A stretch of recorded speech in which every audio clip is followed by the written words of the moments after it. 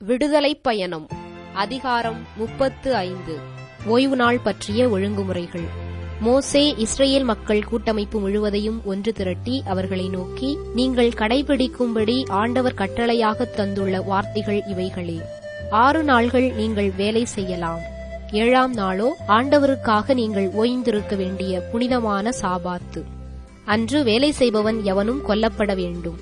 ஓய்வு நாளில் உங்கள் உறைவிடங்கள் எதிலும் நெருப்பு மூட்டக்கூடாது என்றார். கூடாரத்திற்கான காணிக்கைகள்.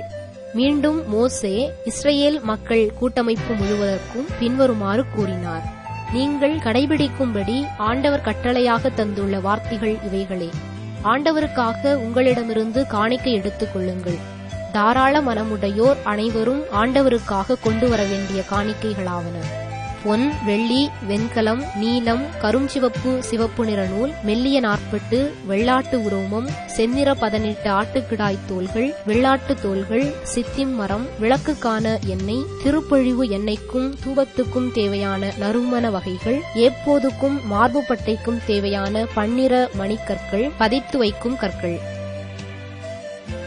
கூடாரத்திற்கான பொருள்கள். மேலும் உங்களுள் திறன் படைத்தோர் அனைவரும் ஆண்டவர் கட்டளையிட்ட அனைத்தையும் செய்ய முன்வரட்டும். அவையாவன: திருவுறைவிடம், அதன் கூடாரம், மேல் விரிப்பு, கொக்கிகள், சட்டங்கள், குறுக்குச் சட்டங்கள், தூண்கள், பாதப்பொருத்துக்கள், பேழை, அதன் தண்டுகள், இரக்கத்தின் இருக்கை, அதை மறைக்கும் தொங்குதிரை, மேசை, அதன் தண்டுகள், அனைத்து துணைக்கலன்கள், திருமுன்னிலை அப்பம், ஒளிவிளக்கு தண்டு, அதன் துணைக்கலன்கள், அகல்கள், விளக்குக்கான எண்ணெய், தூபபீடம், அதன் தண்டுகள், திருப்பொழிவு எண்ணெய், நறுமண தூபம், கூடார வாயிலிலுள்ள தொங்குதிரை, எரிபலி பீடம், அதன் வெண்கல வலைப்பின்னல், தண்டுகள், துணைக்கலன்கள், தண்ணீர் தொட்டி, அதன் ஆதாரம், முற்றத்தின் திரைகள், அங்குள்ள தூண்கள், பாத பொருத்துகள், முற்றத்தின் வாயிலுக்கான தொங்குதிரை, திரு உறைவிடத்திற்கான முளைகள், முற்றத்திற்கான முளைகள், அவற்றின் கயிறுகள், திருத்தல பணிவிடைக்காக அழகுற பின்னப்பட்ட உடைகள், குரு ஆரோனுக்கான திரு உடைகள், குருத்துவ பணிக்காக அவன் புதல்வருக்குரிய உடைகள் ஆகியவைகளே. மக்கள் காணிக்கை கொணர்தல். பின்னர் இஸ்ரயேல் மக்கள் கூட்டமைப்பு முழுவதும் மோசே முன்னிருந்து அகன்றது. உள்ளார்வம் உடையோர், உள்ளுணர்வால் உந்த பெற்றோர் அனைவரும் முன்வந்து சந்திப்பு கூடார வேலைக்காகவும் அதிலுள்ள அனைத்து திருப்பணிகளுக்காகவும் திரு உடைகளுக்காகவும் ஆண்டவருக்கு காணிக்கை கொடுத்தனர். ஆண்களும் பெண்களுமாக தாராள மனமுடையோர் அனைவரும் காப்புகள், காதணிகள், மோதிரங்கள், அணிகலன்கள் ஆகிய பொன்கலன்கள் அனைத்தையும் கொண்டு வந்தனர். யாவரும் அப்பொன்னை ஆரத்தி பலியாக ஆண்டவருக்கு உயர்த்தினர்.